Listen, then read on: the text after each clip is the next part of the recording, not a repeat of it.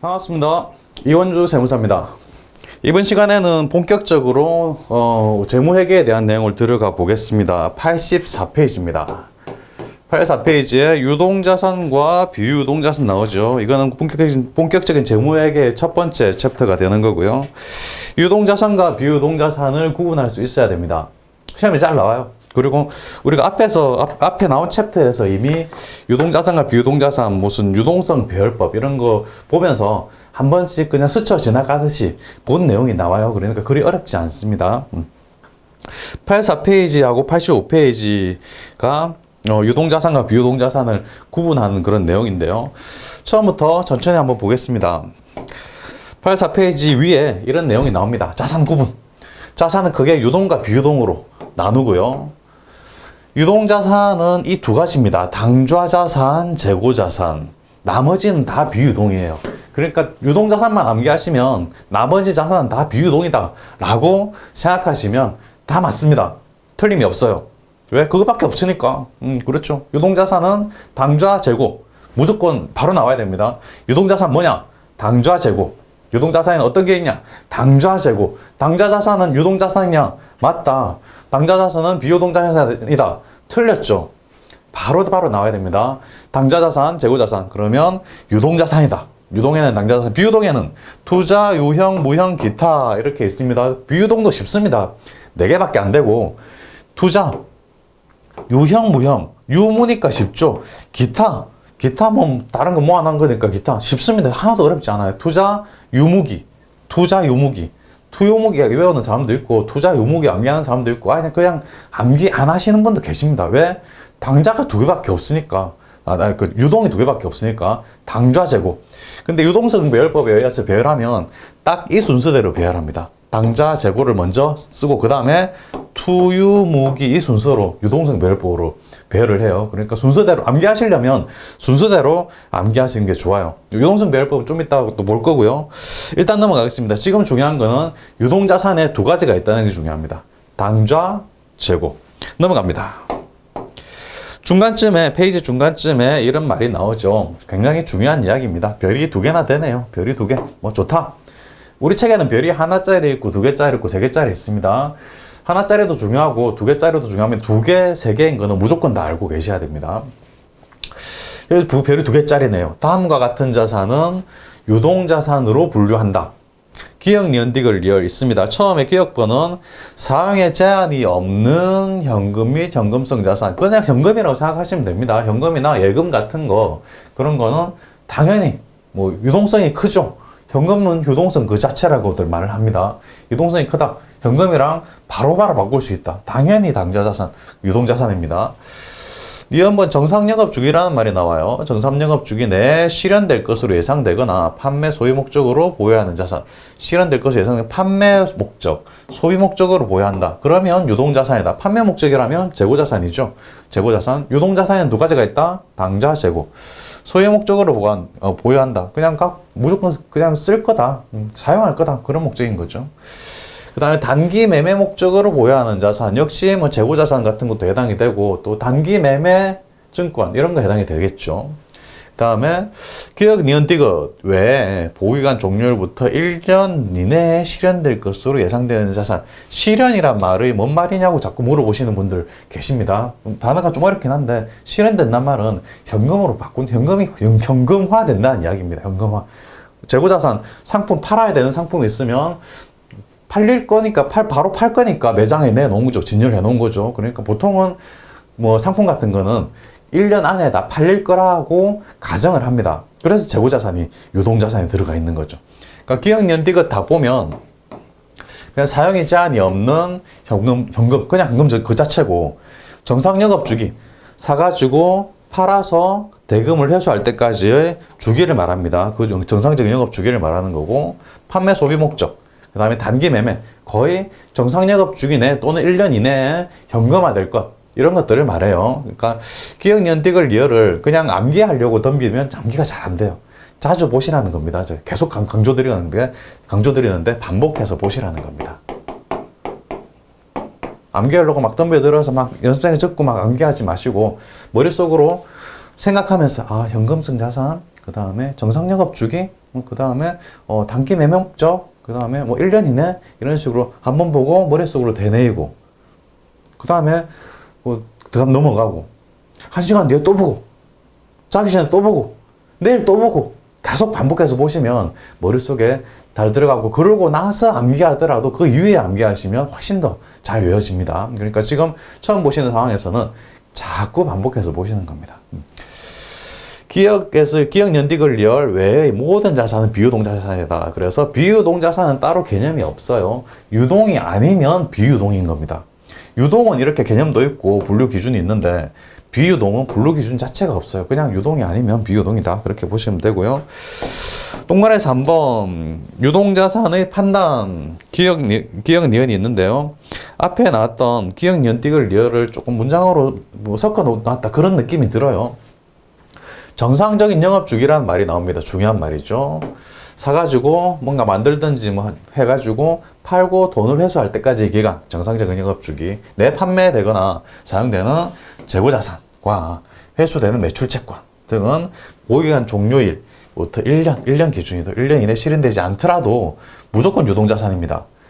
원칙은 1년 기준입니다. 1년 이내에 실현되면, 현금화되면 유동, 아니면 비유동인데, 정상적인 영업주기 내에 뭔가 해결된다. 그러면 그 정상적인 영업주기라는 게 1년을 넘어간다 할지라도 유동으로 분류한다는 거죠. 이 경우 1년 이내에 실현되지 않을 금액을 주석으로 기재를 하게 됩니다. 주석에는 여러 가지 설명들을 많이 해놓고 있기 때문에 웬만하면 다 주석으로 기재할 수 있어요. 미한번 장기 미수금이나 투자자산에 속하는 매도 가능 증권이나 만기 보유 증권 등 비유동자산도 1년 이내에 실현될 것 같다. 그렇다면 유동으로 재분류를 합니다. 일단 매도 가능 증권이나 만기 보유 증권은 비유동자산이 맞습니다.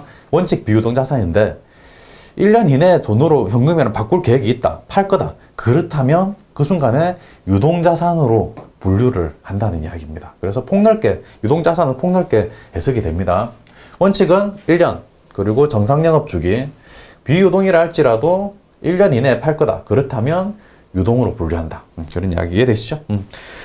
넘어가겠습니다. 85페이지입니다. 이렇게 유동성배열법이 다시 한번 나옵니다. 유동성배열법은 앞에서 우리 많이 봤죠? 유동성이 큰 것부터 배열한다. 유동성이 큰, 같은 말로 현금화하기 쉬운 같은 말입니다. 유동성이 큰 항목부터 배열하는데, 이 순서 암기하실 거면, 유동자산 이런 게 있다 암기하실 거면 이렇게 순서를 암기하시길 바랍니다. 비유동자산도 이 순서대로. 투유무기. 유동은 당좌 재고. 당좌 자산에는 현금이 들어있죠. 현금 예금이 들어있습니다. 그러니까 현금 예금이 가장 유동화 그 자체다. 그래서 가장 먼저 적는 거고, 재고자산도 현금화하기 쉽지만 일단은 팔아야 돼요. 손님한테 팔아야 되는 과정이 있기 때문에 당좌자산보다는 현금화하기가 아주 조금 어렵다. 그래서 당좌자산부터 먼저 적고, 재고자산 그 다음 적고, 그 다음에는 투유무기. 투자자산은 어쨌든 1년 넘게 가지고 있던 어쨌든 돈 받고 팔 예정인 겁니다. 가격, 땅 하나 사놓고, 투자 부동산 하나 사놓고, 가격이 오르면 팔 거죠. 그러니까 팔 예정인 거기 때문에 먼저 적고요. 유형, 무형은 팔 게 아니에요. 계속 10년이고 20년이고 갖고 있으면서 계속 사업에 사용할 겁니다. 팔 게 아니기 때문에 투자자산 밑에 적습니다. 유형은 눈에 보이는 거기 때문에 먼저 적고, 무형은 눈에 안 보이는 거기 때문에 손에 안 잡히죠. 그 다음에 적고, 그 다음 기타는 항상 맨 마지막에 오는 거죠. 그러니까 유동성 배열법으로 정리할 때 이 정리한다. 투유무기다. 투유무기 이런 식으로 순서로 정리한다는 거 기억하시기 바라고요. 한 페이지를 살짝 넘기시면 드디어 당좌자산에 대해서 우리가 깊이 있게 공부를 하게 됩니다. 당좌자산 많이 봤죠? 당좌자산에는 어떤 게 있나 보니까 이런 게 있다라는 거죠. 당좌자산이란 재고자산에 속하지 않는 않는 유동자산이다. 다시 한번, 유동자산에는 뭐가 있나요? 당좌, 재고. 오케이, 좋습니다. 판매 과정을 거치지 않고 보유기간 말부터 1년 이내에 현금화되는 자산이고요. 이런 것들이 있다는 거 한번 쭉 읽고 지나가시기 바랍니다. 당좌자산에는 대표적으로 현금성 자산, 그 다음에 단기 매매증권, 단기자가 들어가 있죠. 단기 매매증권, 일반적인 매출채권, 선거비용 이런 것들은 다 당좌자산입니다. 단기자가 또 들어가죠. 대여금 중에 단기, 당좌자산이고요. 미수건, 선급금, 미소수익, 단기금융상품 이런 것들 다 당좌자산이라는 거. 역시 한번 읽고 지나가시기 바랍니다. 문제에 따라서는 다음 중 당좌자산에 해당하는 것을 모두 고른 것은, 다음 중 당좌자산이 아닌 것을 모두 고른 것은, 이런 식으로 물어보긴 합니다만은 이거를 대놓고 막 암기하실 필요는 없습니다.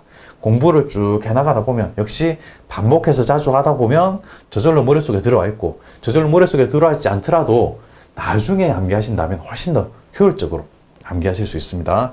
익숙해지고 난 다음에 그 다음에 암기하시는 거예요. 그래서 반복이 또 강조드립니다. 그대 반복할 준비가 되었는가? 그렇다면 합격이다. 좋죠? 넘어갑니다. 현금 및 현금성 자산 보겠습니다. 현금은 다음과 같이 통화 대운증권으로 구분된다. 통화는 당연히 지폐동전입니다. 당연히 알고 있는 거고, 통화 대용증권은 자주 보셔서 이것도 익숙해지셔야 됩니다. 타인 발행 수표, 자기압 수표, 송금 수표. 아, 수표는 다 통화 대용증권이네. 현금하고 똑같이 지급이 됩니다. 하지만 하나 현금이 아닌 게 있죠. 당좌 수표. 당좌 수표는 우리가 발행하는 수표예요. 당좌 예금에서 나갑니다. 당좌 수표를 발행했다 그러면 당좌 예금이라고 생각하셔야 됩니다. 좀 이따 나올 겁니다. 다른 사람이 거래처가 당좌 수표를 발행했다. 그러면 타인 발행 수표에 해당이 돼요. 현금입니다. 그런데 내가 우리 회사가 당좌 수표 발행했다. 그렇다면 당좌 예금이 돼버려요. 누가 발행했는지에 따라서 달라집니다. 다른 사람이 남이 당좌 수표 발행했다. 그럼 현금이랑 똑같이 지급해요. 타인 발행 수표에 해당이 돼요. 각종 수표들은 다 현금 통화 대용 증권이라고 해서 현금과 똑같이 지급된다 라고 생각하시면 됩니다. 우편한 증서, 우편으로 돈을 보낼 때 우체국에서 우편한으로 바꿔드릴까요? 물어봅니다. 왜? 우편으로 편지 봉투에 현금을 넣어가지고 보내면 분실할 우려가 있어요. 그러니까 어떤 증서 같은 걸로 바꿔준다. 배당금 지급 통지표, 배당금을 받아가세요라는 통지표예요. 이걸 가지고 그래요. 그러면 은행 가서 이걸 드리면 은행에서 현금으로 바꿔줍니다. 현금이랑 똑같아요. 만기가 도래한 공사채 이자표, 공채 이자표, 사채 이자표를 합해서 공사채 이자표라고 해요. 만기가 도래해서 한 이자표는, 공채 사채 이자표는 역시 은행 가면 현금으로 바꿔줘요. 그러니까 현금이랑 똑같이 지급한다. 이 다 현금이랑 똑같이 지급하는 것들을 나열해 놓은 거예요. 이 위에도 좀 있습니다. 객관식 문제 보면 또 이 위에도 있는데 그건 문제 보면서 해결해도 되니까 이 정도 통화 대용 증권 현금이랑 똑같다 라고 생각하시기 바랍니다. 밑에 당구장 표시, 시험에 잘 나오는 거를 또 당구장 표시로 묶어놨습니다. 우표, 수입인지 이런 것들은 현금이 아니에요. 현금이 아니고 뭐 세금과 원가나 뭐 선급 비용, 송호품 같은 걸로 뭐 처리하기도 합니다. 어쨌든 해당 비용으로 간다라는 거. 현금을 빌려주고 받은 차양증서. 차양증서는 아무것도 아니에요. 그냥 돈을 빌려줬다는 증서입니다. 이거는 돈을 빌려줬으니까 대여금이에요. 대여금. 이렇게 처리하는 거죠. 다음 페이지 현금성 자산. 역시 또 별이 두 개나 있네요. 현금성 자산. 우리 현금성 자산 뭐 통화 대용 증권 봤는데 현금성 자산 통화 대용 증권하고는 좀 다르긴 해요. 현금성 자산이랑 개념 중요합니다. 줄 것입니다. 현금성 자산이랑 큰 거래 비용 없이 현금 전환 용이 여기까지가 첫 번째 조건이고요. 그 다음에 이자율 변동에 따른 가치 변동 위험이 경미하다. 이 두 번째 조건이고요. 금융상품으로 취득 당시 만기일이 3개월 이내 세 번째 조건인데 이 기억니은 띠것으로 따로 또 정리를 해놨습니다. 그러니까 1, 2, 3번 맞춰도 되고 그냥 밑줄만 쳐두시고 이거를 기억니은 띠것으로 잘 정리해놨으니까 여기다가 별표 치시기 바랍니다. 박스에다가 기억번. 큰 거래 비용 없이 현금으로 전환할 수 있다. 그냥 은행 가서 바꿔주세요 하면 현금으로 바꿔준다는 이야기입니다. 제출하면 현금을 줘요. 뭐 예금 찾듯이 주는 거죠. 이자율 변동에 따른 가치 변동 위험이 경미하다. 이자율이 변동한다고 해서 별로 뭐 지장이 없다. 이자율 변동 난 관심 없다. 그래도 된다는 거죠. 그 다음에 취득 당시 동그라미. 취득 당시 만기일이 3개월의 동그라미 이내. 취득 당시입니다. 취득 당시. 취득 당시라는 게 중요해요. 보고기간 말이 아닙니다. 기말부터가 아니라는 겁니다. 보고기간 말 아닙니다. 보고기간 말도 아니고 취득이라는 게 취득 당시 만기일이 3개월 이내. 기말부터가 아니라 보호기간 말부터도 아니고 취득 당시라는 거 중요합니다. 그래서 현금성 자산의 예로는 이런 게 있다. 취득 시 3개월, 취득 시 3개월, 취득 시 3개월, 무조건 취득 시 3개월 이렇게 돼야 현금성 자산에 해당이 된다. 현금성 자산으로 분류할 수 있다. 중요합니다. 간단하죠. 그냥 기억 니은은 그냥 개념상으로 보시는 겁니다. 그냥 현금으로 바꿀 수 있다. 현금으로 바꿀 수 있다. 큰 거래 비용 없이 그냥 바로 현금으로 바꿀 수 있다. 이게 중요하고요. 이자율 변동하고 상관없다. 그 다음에 세 번째 디귿이 제일 중요합니다. 취득 시 3개월. 잘 알아두시고요. 동그라미 2번. 당좌 예금과 보통 예금. 좀 비교해서 보실 필요가 있어요. 별표 하나짜리인데요. 당좌 예금과 보통 예금도 당연히 현금 및 현금성 자산에 해당이 돼요. 왜?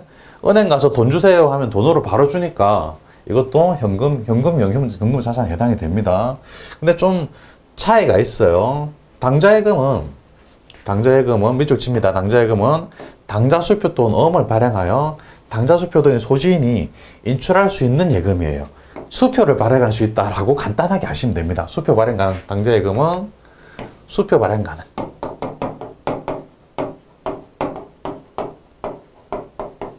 그래서 당좌수표로 발행할 수 있다.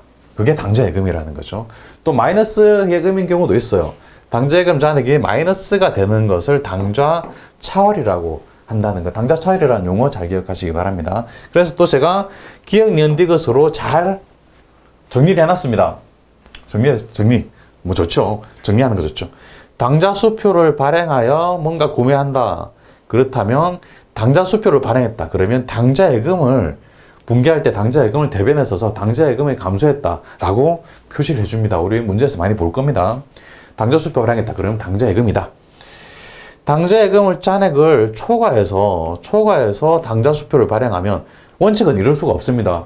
예금이라는 거는 마이너스 예금이 있을 수 없어요. 하지만 예외적으로 마이너스 통장처럼 마이너스 금액으로 인정해준다. 은행에서 잠시 동안 돈을 빌려준다는 개념이에요. 그러면 이제 단기 차입금으로 처리하는 거죠. 은행으로부터 돈을 빌렸다라는 개념이기 때문에 단기 차입금으로 처리하는 거고요. 타인이 발행한 당좌수표를 타인이 발행한 당좌수표. 이건 타인 발행 수표예요. 타인 발행 수표는 현금이랑 똑같다고 그랬죠. 이거는 타인 발행 수표이기 때문에 현금으로 처리한다는 거. 별표 쳐두시기 바랍니다. 이 박스에 별표 쳐두시고 잘 보셔야 됩니다. 당좌수표를 발행하면 당좌예금. 그 다음에 마이너스 금액. 당좌예금 잔액을 초과해서 당좌수표를 발행했다. 그럼 마이너스다. 그러면 은행한테 돈을 빌린 거네. 단기 차입금. 당좌차월이라고도 하죠. 그 다음에 다른 사람이 거래처 같은 다른 사람이 나 말고 다른 사람이 당좌수표를 발행해줬다. 그거는 타인 발행 수표이기 때문에 현금이다. 라고 잘 알고 계시기 바랍니다. 밑에 당좌 개설 보증금 나오는데요. 뭐 그리 중요하지 않습니다. 넘어가겠습니다. 연속 문제가 나오네요. 한번 풀어보죠. 분개를 한번 해보시면 훨씬 더 도움이 많이 됩니다. 보겠습니다. 당좌예금 기초잔액이 14만원이 있다고 가정하고 다음 거래를 회계 처리하시오. 회계 처리하라는 말은 분개하라는 이야기죠. 5월 2일 원재료 10만원을 구매하면서 당좌수표를 발행하여 결제하였다. 그러면 원재료가 들어왔겠네요. 자산 증가, 원재료 차변에 원재료 적습니다. 원재료 원이 아니고 제 이름에 원자가 들어가 보니 원을 너무 좋아해요. 원재료 10만원이 자산 증가로 차변에 오죠. 5월 2일입니다. 그럼 대변에는 당좌수표 발행했으니까 대변에는 당좌예금이라고 적습니다. 당좌예금 10만원 이렇게 적어놓고 한번 보겠습니다. 원래 당좌예금 기초잔액이 14만원이 있었어요. 14만원이 있었는데 여기서 10만원을 써버립니다. 빼기 10만원 하면 잔액은 4만원이 남는 거죠. 그래서 5월 1일 날 원재료 사고 당좌수표를 발행했기 때문에 당좌예금은 4만원이 남아 있습니다. 그 다음에 6월 3일입니다. 제품을 11만원에 매출하고 구매자가 발행한 당좌수표. 구매자.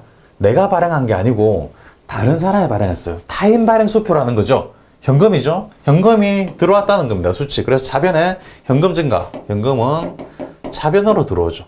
11만원. 들어오고요. 제품을 매출했으니까 그냥 간단하게 제품 매출로 적으시면 됩니다. 제품 매출 11만 원. 7월 8일 원재료 5만 원을 구매하면서 당좌 수표를 발행했다고 해요. 어쨌든 또 원재료가 들어왔으니까 차변의 원재료 얼마? 5만 원. 대변에는 당좌 수표 발행했으니까 대변의 당좌 예금입니다. 당좌 예금인데 가만히 보니까 당좌 예금이 4만 원밖에 안 남아 있어요. 5만 원이 다 없습니다. 그렇다면 이자 4만 원만 써줍니다. 4만 원만 써주고 그럼 나머지 만 원은 뭘로 준 거냐? 이게 바로 당좌 차월이라는 겁니다. 계정 과목으로는 단기 차입금, 단기 차입금 이렇게 은행한테 순간적으로 만 원을 빌렸다라고 개념을 잡으시는 겁니다. 다음에 8월 7일입니다. 8월 7일 제품 6만 원을 매출하고 자기합수표를 수취했다. 제품 매출했으니까 대변의 제품 매출 6만 원. 이거를 자기합수표 현금이죠. 현금. 그래서 차변의 현금 6만 원. 이렇게 분개하시면 뭐 어렵지 않으시죠? 됩니다. 넘어가겠습니다. 88페이지 아래쪽에 현금 과부족이라는 계정 과목이 나오네요. 별표 하나짜리인데요. 가끔 시험에 출제가 됩니다. 현금 과부족이란 장부상의 현금과 실제 현금의 금액이 다를 경우를 말합니다. 장부상 현금 잔액과 실제 보유하고 있는 현금 잔액이 차이가 날 때 그 원인을 모른다. 그럴 때 현금 과부족이라고 적습니다. 현금이 부족할 때도 적고 현금이 넘쳐날 때도 적어요. 과부족이에요. 부족할 때만 적는 게 아니라 과할 때도 적는다는 겁니다. 현금이 남아도는데 왜 남아도는지 모르겠다. 현금 과부족. 현금이 모자라는데 왜 모자라는지 모르겠다. 그때도 현금 과부족. 그래서 실제 현금 보유액이 부족하다. 그러면 현금이 어딘가 모르게 나갔다는 거예요. 나갔으니까 대변에 현금을 적습니다. 그리고 상대방은 현금 과부족, 차변. 그 다음에 장부상 현금 잔액이 부족하다. 장부상 부족하다. 그럼 실제는 남는다는 이야기죠. 그러니까 현금이 어디서 들어왔는데 어디서 들어온지 모르겠다. 들어왔으니까 일단 차변에 현금, 그리고 대변에는 현금 과부족. 그렇다는 겁니다. 89페이지 또 분개를 한번 해보겠습니다. 다음 글을 분개하시고 5월 31일 실제 현금 잔액 5,000원, 장부상 잔액은 6,000원. 실제 5,000원인데 장부에 6,000원이 있더라. 1,000원이 모자라네. 실제 1,000원이 모자라네. 그렇다면 현금이 어딘가 1,000원이 나갔는데 왜 나갔는지 모르겠다는 겁니다. 5월 31일 현금이 일단 나갔으니까 나간 건 사실이죠. 모자라니까. 현금이 나간 걸로 대변의 현금 1,000원. 왜 나갔는지 모르겠다. 현금 과부족. 현금 과부족 1,000원. 6월 10일 부족분 1,000원은 출장 직원의 여비교통비 현금 지출. 1,000원이 모자랐는 알고 보니까 맞네. 그냥 출장 간 직원이 여비로 쓴 거를 기록을 안 한 거구나. 그러면 여비교통비죠. 여비교통비라는 거를 차변에 적어줍니다. 여비교통비 1,000원이죠. 그리고 상대방 계정 과목은 현금 과부족을 원래 있던 현금 과부족 차변에 있던 거를 대변에 써서 없애주는 거죠. 대변에 현금 과부족 1,000원 이렇게 없애주는 거죠. 7월 31일입니다. 실제 현금 잔액은 10,000원인데 장부상 잔액이 8,000원이다. 실제 10,000원, 장부에는 8,000원 적혀있다. 2,000원이 남네요. 2,000원이 넘칩니다. 실제 2,000원이 많아요. 그래서 현금이 2,000원 들어왔을 것 같다. 뭔지 모르겠다. 일단 들어왔으니까 적자. 차변에 적는 거예요. 차변에 현금 2,000원.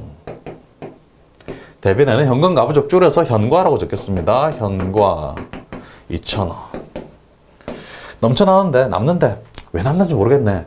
8월 11일에 보니까 차액 2,000원은 외상 매출금을 현금으로 받은 것으로 밝혀졌다. 8월 11일에 밝혀졌습니다. 뭐 현금으로 받았는데 외상 매출금, 과거에 외상으로 매출한 거가 있었는데 그거를 받은 거구나. 그러면 외상 매출금이 감소하는 거죠. 현금으로 돌았으니까 외상 매출금 있다가 없어지겠죠. 자산이 감소하는 거니까 대변에 외상 매출금. 외상 매출금 2,000원. 차변에는 현금 가부족이죠. 대변에 현금 가부족이 있었으니까 차변에 써서 없애주는 겁니다. 현과 2,000원. 12월 31일입니다. 12월 31일 11월 말 실제 현금 부족액 5,000원을 현금 과부족으로 처리했다. 아, 이때 이렇게 처리했던 것 같습니다. 이걸 이때 11월 말에 처리한 걸 추정해 보면 11월 말 30일 11월 30일 5,000원을 현금 과부족 처리했다. 실제 현금 부족액이다. 그럼 현금이 대변으로 나갔을 겁니다. 현금 5,000원. 그 다음에 차변의 현금 과부족 5,000원 이렇게 처리했다 이런 말이에요. 그런데 그 원인이 결산시 12월 31일까지 밝혀지지 않았다. 아, 그러면 12월 31일에 공개를 하는 거죠. 원래 현금 과부족이 차변에 있었으니까 현금 과부족은 기말에 남아있으면 안 돼요. 없애줘야 됩니다. 차변에 있던 걸 없애주려면 대변에 써야 되겠죠. 그래서 대변에 현금 과부족 5,000원 이렇게 쓰고요. 이게 돈이 나갔으니까 일단 손실입니다. 돈이 나갔으니까 손해봤다는 뭐 그런 느낌이 들죠. 손실인데 끝까지 그 원인을 밝힐 수가 없어요. 그럴 때는 잡손실로 적는 겁니다. 잡손실 5,000원. 분계 이해되시나요? 정리합니다. 처음에 5월 31일 실제 현금자는 5,000원, 장부 현금자는 6,000원. 실제가 부족하니까 현금을 대변으로 보내고 부족한 만큼 현금 가부족으로 적는다는 거죠. 적어놓고 그 다음 2월 10일 정체가 밝혀졌어요. 1,000원이 왜 부족한지. 이거는 예비교통비구나. 예비교통비 비용이니까 차변에 써주고요. 현금 가부족은 없애줘야 됩니다. 차변에 있던 걸 없애주기 위해서 대변에 써서 없애주는 거고요. 7월 31일 실제 현금 잔액 10,000원, 장부 잔액 8,000원.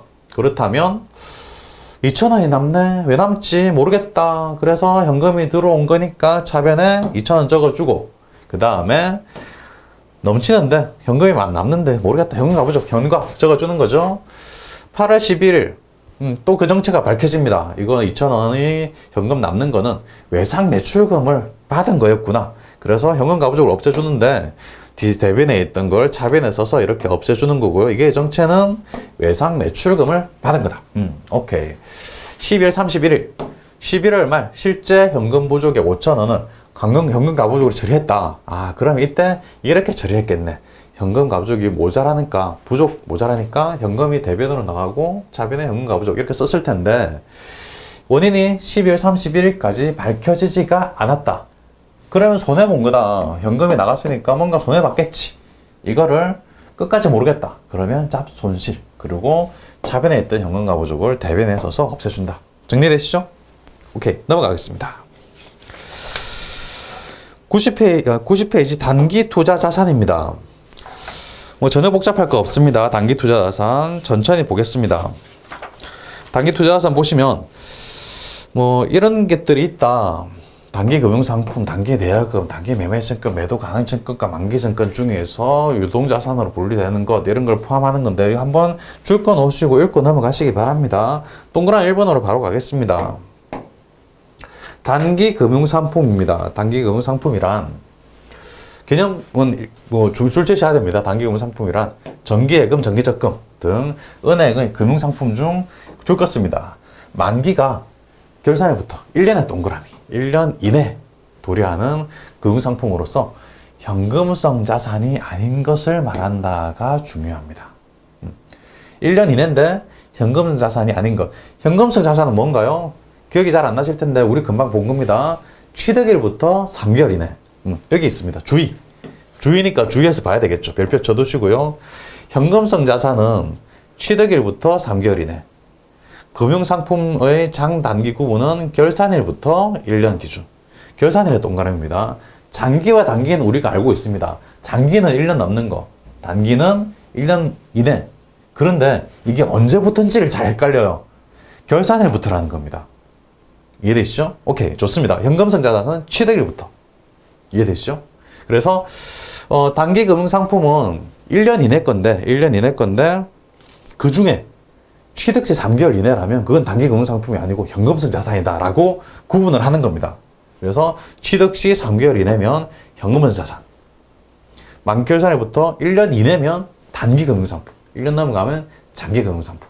이게 구분되시죠? 취득 시부터 3개월 이내. 그러면 현금성 자산. 결산일부터 1년 이내. 그렇다면 단기 금융상품. 1년 넘어간다. 1년 초과. 그렇다면 장기 금융상품. 잘 구분하시기 바랍니다. 취득일부터 3개월 이내 현금성 자산. 결산일부터 1년 이내 단기. 1년 넘어간다. 장기. 오케이. 좋습니다. 동그라미 2번입니다. 단기 대여금과 단기 차입금. 대여금은 뭔지 아시죠? 대여금은 빌려준 거. 차입금은 빌린 거. 그렇죠. 그래서 돈을 빌리면, 빌려주면 대여금, 자산입니다. 채권은 받을 권리죠. 빌려줬으니까 받을 권리가 생기는 거죠. 돈을 빌리면 차입금입니다. 부채예요. 채무란 말은 갚아야 될 의무입니다. 빌렸으면 갚아야죠. 친구한테 돈 좀 빌렸다고 안 갚는다고 그 친구 막 뭐라고 그러면 그런 소리 하면 안 됩니다. 아무리 친한 친구라도 돈을 빌렸으면 갚아야죠. 그리고 가능하다면 친한 친구끼리 친할수록 돈을 빌려주고 빌리는 거 그걸 하면 안 됩니다. 저도 친한 후배한테 돈 많이 빌려줬다가 인연도 끊기고 돈도 못 받고 그렇게 됐어요. 어차피 인연이 끊길 거라면 돈이라도 안 떼야죠. 그리고 친한 친구한테 돈 빌리고 가능하면 진짜로 너무 절박해서 뭐 돈 빌려달라고 하는 거겠지만 그래도 진짜로 가능하면 빌려주거나 빌리거나 그런 거 하면 안 됩니다. 친구들끼리. 어쨌든 뭐 돈이 이야기가 딴 데로 샜는데요. 빌려주면 대여금, 빌리면 차입금입니다. 결산일부터 만기 1년 이내면 단기. 다 아시죠? 1년 넘어가면 장기. 다 아실 거고. 넘어갑니다. 연서 문제 보겠습니다. 다음 거래를 공개하시오. 2월 1일. 거래처에 10개월, 1년 이내입니다. 10개월간 100만원 현금 대여. 현금을 줬으니까 대변이 현금이고, 이거는 1년 이내니까 단기 대여금입니다. 단기 대여금 100만원 이렇게 되죠. 현금도 100만원 줬고. 12월 1일입니다. 2월 1일 대여한 100만원에 대한 이자를 100만원을 이자 10만원과 함께 현금으로 회수했다. 그렇다면 현금이 들어왔네요. 차변에 현금 들어오고 합해서 110만원입니다. 단기 대여금을 받았으니까 단기 대여금 대변으로 가서 없어지고요. 단기 대여금 100만원 없어지고 나머지 10만원은 이자 수익이죠. 수익이니까 대변, 이자 수익. 이렇게 되고요. 2월 10일입니다. 거래처에 10개월간 100만원을 현금으로 차입했다. 빌렸다는 이야기죠. 빌렸으니까 우리 회사에 돈이 들어왔다. 빌렸으니까 들어왔다. 현금이 들어왔으니까 차변. 현금 100만원. 이거는 10개월, 1년 이내다. 단기 차입금. 부채죠. 부채니까 대변. 이렇게 되고요. 12월 10일. 12월 10일. 10달이 지났네요. 차입한 100만원을 이자 10만원과 함께 현금 상환했다. 갚았다는 이야기죠. 대변에 현금 줬으니까 현금 합해서 110만원. 차변에는 단기 차입금 100만원. 단기 차입금 100만원. 이거는 부채의 감소니까 차변에. 그리고 이자 줬다. 이자 비용. 비용이니까 차변이죠. 10만원. 이렇게 간단하게 회계 처리하시면 됩니다. 쉽다고 해서 그냥 넘어가지 마시고요. 무조건입니다.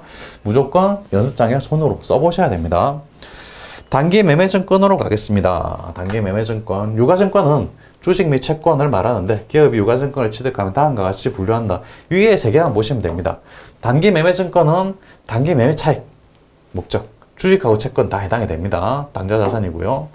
매도 가능 증권은 장기 투자 목적, 장기 단기 다르죠. 장기는 매도 가능 증권, 역시 주식 채권, 투자 자산으로 분류되고 주식 채권 다 해당이 됩니다. 만기 보유 증권은 만기는 보통은 다 거의 1년이 넘습니다. 그래서 투자 자산인데요. 채권만 해당이 됩니다. 채권만. 단기 매매 증권, 매도 가능 증권 다 주식 채권 다 해당이 되는데 만기 보유증권은 채권만 해요. 주식은 아니라는 거. 주식 중에는 만기 보유증권이 없습니다. 왜? 만기가 있어야 되니까. 주식은 만기라는 게 없어요. 채권만 만기가 있습니다. 언제부터 언제까지 이자를 지급하고 만기는 이때니까 원금도 상환하고 그런 말이 적혀 있어요. 지원법 적용 투자 주식은 개념만 하면 읽고 넘어가시기 바랍니다. 상대방 기업을 지배할 목적이다. 이게 지분법 적용 투자 주식이다. 뭐 중요하지 않습니다. 91페이지 아래쪽 그림을 또 그려놨습니다. 뭐 그림 그리면 또 이해가 쉬우니까요. 시장성이 있다. 시장성이 있다는 말은 시장에 내놓으면 바로 팔린다. 주식시장에 팔려고 내놓으면 바로 팔린다는 이야기입니다.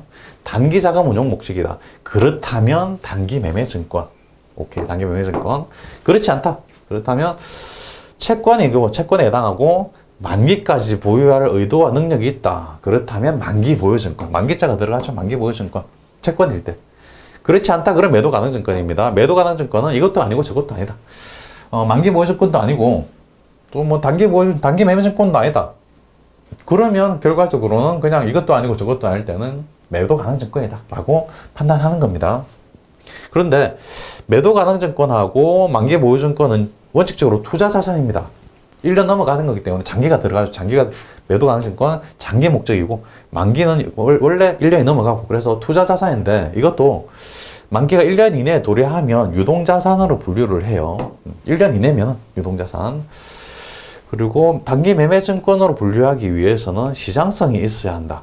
내놓으면 바로 팔린다. 있어야 하고 단기 자금 운용 목적을 소유해야. 이래야 단기 매매증권이라고 분류한다는 거죠. 그래서 시장성, 단기 자금 운용 목적 그러면 오케이 하면 단기 매매증권 이렇게 되는 거죠. 원칙적으로 밑에 세 번째 당구장 표시도 중요합니다. 원칙적으로 단기 매매증권은 다른 유가증권으로 재분류할 수가 없어요. 처음에 유가증권 주식을 샀는데 이거는 단기 매매 목적이다. 시장성도 있다. 그래서 단기 매매증권으로 분류를 일단 합니다. 일단 했는데 의도를 바꿨다. 이거는 장기간 보유해야지 라고 해서 매도 가능증권으로 따로 재분류할 수 없다는 겁니다. 한번 단기 매매증권이면 영원한 단기 매매증권입니다. 하지만 예외가 딱 하나 있습니다. 예외 하나. 다만 단기 매매증권이 시장성을 상실하면 매도 가능증권으로 재분류를 한다는 거. 원칙은 재분류 못한다. 하지만 단 하나 예외. 시장성을 상실했다. 시장에 내놔도 안 팔리더라. 그 주식 발행한 회사가 부도가 났다든지 어떤 경영의 위기가 닥쳤다든지 그러면 시장에서 그 회사 주식 안 사겠죠. 그럴 때는 이제 매도 가능 증권으로 재분류를 한다는 겁니다. 원칙은 단기 매매 증권은 다른 걸로 재분류할 수 없다. 단 하나 예외, 시장성 상실한 경우에는 매도 가능 증권으로 재분류한다. 기억 잘 하시고요. 다음 페이지 회계 처리를 한번 보겠습니다. 92페이지입니다. 92페이지 처음 큰 표가 하나 있죠. 큰 표 하나. 이거를 거래만 이렇게 따로 떼어놓은 겁니다. 천천히 보겠습니다. 단기 매매증권 10만원 취득시 거래 수수료 5,000원 발생. 전에 현금 지급했다. 일단 현금이 나갔으니까 쉬운 거부터 대변에 현금 10만원하고 5,000원. 10만 5,000원 이렇게 현금 나간 거 일단 적어두고요. 그리고 차변에는 단기 매매증권 취득했으니까 단기 매매증권 자산의 증가로 10만원 적어줍니다. 10만원 샀으니까. 그리고 나머지 5,000원은 수수료니까 수수료 비용. 이렇게 분개하는 거죠. 너무 쉽습니다. 배당금 10,000원이 보통 예금에 입금되었다. 92페이지 위에 표 위에 있는 윗부분을 지금 하고 있는 겁니다. 보통 예금에 입금된 게 10,000원. 그럼 보통 예금 차변에 적어주는 거죠. 보통 예금이라는 자산이 증가했으니까 10,000원. 대변에는 배당금 수익입니다. 배당금 수익 10,000원. 수익이니까 대변에 쓰는 거죠. 그 다음에 이자 10,000원이 보통 예금에 입금. 그럼 보통 예금 증가. 차변에 보통 예금 10,000원. 대변에는 이자 수익 10,000원. 이렇게 분개하죠. 쉽죠? 조금 아래쪽으로 넘어갑니다. 기말평가에 관한 겁니다. 장부가액이 20만원이고 기말공정가액이 18만원이다. 20만원에서 18만원으로 2만원 떨어졌어요. 자산금액이 단기 매매증권이라는 자산금액이 2만원 감소했습니다. 자산의 감소는 대변이죠. 대변에 그러면 단기 매매증권 줄여서 단매증 2만원 대변으로 가고요. 차변에는 평가 손실로 적습니다. 단기 매매증권 평가 손실 줄여서 단매증 평가 손실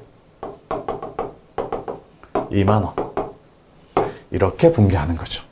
단매증은 그냥 약자일 뿐입니다. 풀네임으로 기억하시기 바랍니다. 단기 매매증권 평가 손실. 다음입니다. 장부가액이 20만 원이고 기말공정가액 21만 원이다. 아, 그러면 만 원 증가했네. 단기 매매증권 단매증을 만 원 증가시켜줍니다. 자산의 증가는 차변, 단기 매매증권 만 원. 대변에는 단기 매매증권 평가이익입니다. 평가이익 만 원. 내가 가진 자산에 만 원 증가했으니까 이익이죠. 평가이익. 4만 원, 40만 원에 현금 받고 매각했다. 장부가액이 50만 원이었다라고 합니다. 그러면 단기 매매증권을 매각한 모양인데 대변에 자산을 매각했으니까 대변에 단기 매매증권 단매증 적습니다. 대변에 단매증 적는데 장부가액으로 적어야 되겠죠. 50만 원. 50만 원짜리를 40만 원에 팔았다는 겁니다. 현금 받았으니까 차변에 현금 40만 원. 10만 원 손해봤네요. 10만 원은 단기 매매증권 처분 손실이라고 적습니다. 단기 매매증권 처분 손실 줄여서 단매증 처분 손실. 단매증 처분 손실. 이렇게 되는 거죠.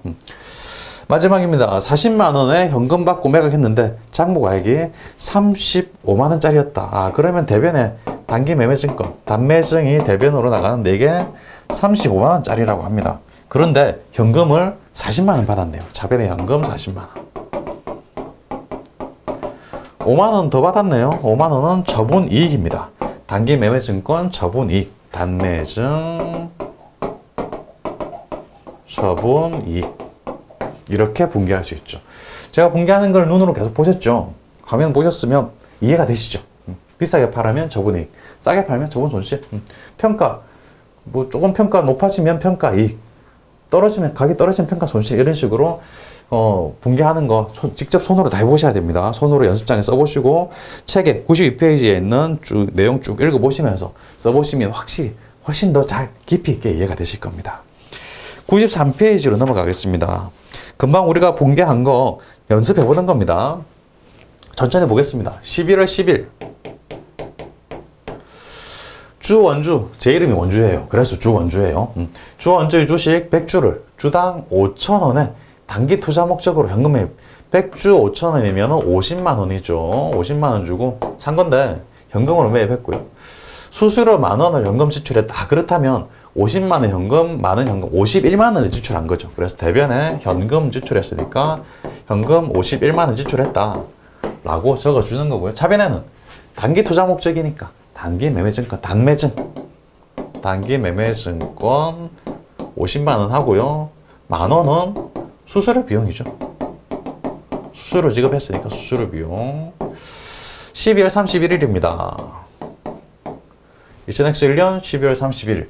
단가, 주식 단가, 단위당 공정가액이 주당 4,500원으로 하락했어요. 5,000원 주고 샀는데 4,500원으로 하락했다. 그러면 주당 500원 손해예요. 전체가 100주니까 전체로 따지면 5만원 손실, 평가 손실이 난 겁니다. 평가 손실 일종의 비용이니까 차변에 쓰는 거죠. 차변에 단기 매매증권 평가 손실 5만원. 대변에는 그만큼 단기 매매증권이 감소한 거죠. 자산의 감소로 대변에 단매증 5만원. 이렇게 해가지고 2000X1년 12월 31일에 이때 단기 매매증권의 장부가액은 얼마일까요? 주당 4,500원, 100주니까 45만 원인 겁니다.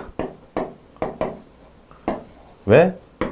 처음에 50만 원에 샀는데 45만 원으로 떨어졌으니까 45만 원으로 만들어 준 거예요. 50만 원 빼기 대변에 5만 원 써가지고 45만 원이 되는 겁니다. 2000X1년 4월 10일입니다. 4월 10일, 2000X2년 4월 10일이죠. 원주로부터 배당금 10만 원을 보통예금으로 수령했다. 돈 받았네요. 보통예금으로 받았다. 차변의 보통예금. 보통예금 10만 원. 이게 배당금 수익이다. 배당금 수익 10만 원. 이렇게 적어주고요. 2000X2년 10월 10일